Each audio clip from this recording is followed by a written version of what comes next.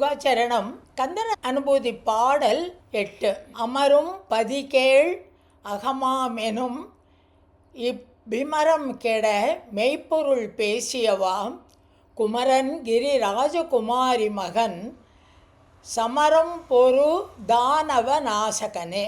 இந்த பாடலில் தனக்கு உபதேசம் கிட்டியதாக அருணகிரிநாதர் சொல்கிறார். முதல் பாடலில் சொன்னார், எப்படி இந்த ஜகமாயையிலிருந்து விலகி இருக்கலாம், இந்த ஜகமாயையிலிருந்து விலகி இருக்க வேண்டும் என்று சொன்னால் அதற்கு கரவாது இடு இறைத்தாள் நினைவாகவே இருன்னு சொன்னார். இப்போ இந்த பாடலில் சொல்கிறார், என்னுடைய பிமரம் எல்லாம், என்னுடைய பிரமையெல்லாம், மயக்கம் எல்லாம் தீந்துர்த்து, அதற்காக அந்த முருகன் எனக்கு உபதேசம் செய்தான் அப்படின்னு இந்த பாடலில் சொல்கிறார். இப்போ இந்த பாட்டில் பொருள் பார்ப்போம். அமரும் பதிகேள் அகம் ஆம் எனும் இப்பிமரம் கெட மெய்ப்பொருள் பேசியவாம் குமரன் கிரி ராஜகுமாரி மகன் சமரம் பொரு தானவ நாசகனே. இதை கடைசி 2 வரியை முதல்ல எடுத்துப்போம். குமரன் கிரி ராஜகுமாரி மகன். குமரன்னா முருகனுடைய இன்னொரு பெயர் குமரன். ஏனென்றால் அவன் எப்பொழுதும் இளமையாக இருப்பவன், எப்பொழுதும் இருப்பவன், நித்திய வஸ்துவம். அதனால் குமரன் கிரிராஜகுமாரி மகன். கிரிராஜகுமாரினா பார்வதி தேவி. பார்வதி தேவியோட குழந்தை.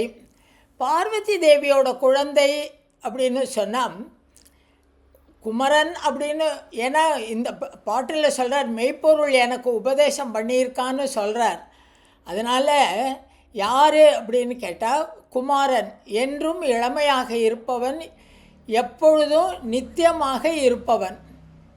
ஆனால் குருவாக உபதேசம் பண்ணணும் அப்படின்னு சொன்னால் ஒரு அவதாரம் இருக்கணும் இல்லையா?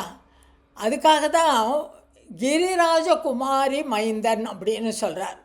அந்த பார்வதி தேவியோடைய குழந்தையாக பிறந்தான். அந்த பார்வதி தேவியோட குழந்தையாக எனக்கு உபதேசம் செய்தான்.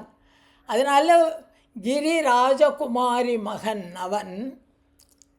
சமரம் பொரு தானவ நாசகனே. சமரம்னா போர், தானவர்னா அசுரர்கள், நாசகன்னா அவர்களை போரில் அழித்தவன். நம்ம திரும்ப இதே தான் பார்க்குறோம். அதாவது அசுரனை அழித்தான் அப்படின்னு சொன்னால் ராட்சச குணங்களை அழித்தான்னு அர்த்தம். முக்கியமாக சூரனை அழித்தான்னு சொன்னால் நம்முடைய ஆணவ கண்ம மலங்களை, சூரனாக தோன்றிய மும்மலங்களை போரில் தன்னுடைய வேல் கொண்டு அழித்தவன் முருகன். அதனால் முருகனை கூப்பிடுற போது இந்த 3 முக்கியமான பேரை சொல்லி கூப்பிடுறார். குமரன், கிரிராஜகுமாரி மகன், சமரம் பொரு தானவ நாசகன், இந்த ஆன்ம கண்ம மலங்களை போக்குபவன், குருவாக வருவதற்கு அவதாரம் எடுத்தவன். ஆகவே பார்வதி தேவியுடைய குழந்தை குமரன், என்றும் நித்திய வஸ்துவாக இருப்பவன். அவன் என்ன செய்தான் அப்படின்னு கேட்டால், அமரும் பதி கேள் அகமாம் எனும் இப்பிமரம் கெட. அமரும் பதி அதாவது நான் இருக்கிற ஊர், கேள் உறவினர்கள், என்னுடைய உறவு, என்னுடைய வீடு, என்னுடைய ஊர் அப்படிங்கிற அதுதான் நான். அகம் நான், அகம் ஆம் அப்படிங்கிறார். அகம் ஆம்னாக்க இதெல்லாம் தான் நான் அப்படின்னு இருந்த என்னுடைய பிமரம். பிமரம்னா பிரமை, மயக்கம். இந்த வீடு தான் எனக்கு நிச்சயம், இந்த உறவினர்கள் தான் எனக்கு நிச்சயம் அப்படின்னு இடைவிடாது நினைத்து கொண்டு ஒரு மயக்கத்தில் இருக்கேன் இல்லையா? அந்த மயக்கம் கெடும்படியாக மெய்ப்பொருள் பேசியவாம் எனக்கு உண்மையான உபதேசத்தை அளித்த முருகப்பெருமானே. அந்த முருகப்பெருமான் யார்?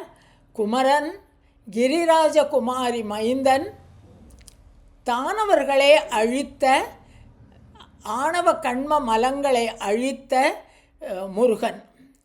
இந்த முருகன் எனக்கு உபதேசித்தான். எதற்காக? என்னுடைய நான் என்பது அற்றுப்போகும்படியாக. இந்த வீடும் இந்த ஊரும் இந்த உறவுகளும் தான் நான் என்ற ஒரு மயக்கத்தில் இருக்கிறேன் அல்லவா?